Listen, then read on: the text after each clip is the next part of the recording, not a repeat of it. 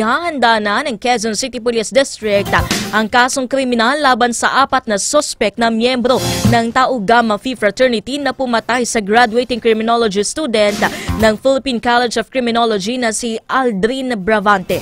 Ayon kay QCPD Director Police Brigadier General Redrico Maranan, mahaharap sa kasong paglabag sa Republic Act 11053 o Anti-Hazing Act of 2018 ang 4 na sospeka.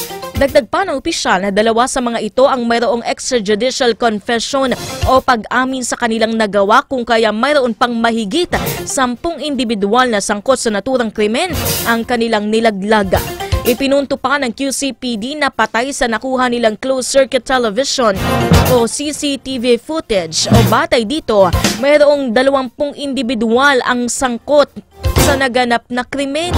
Isinagawa ang hazing ceremony sa biktima sa isang abandonadong gusali sa Santo Domingo Corner, Calamba Street sa lungsod ng Quezon City nitong Lunes. Batay sa unang pagsusuri sa bangkay ng biktima, nagtamo ito ng mga hematoma o pasa sa 2 binti at mga paso ng sigarilyo sa dibdib at 2 kamay.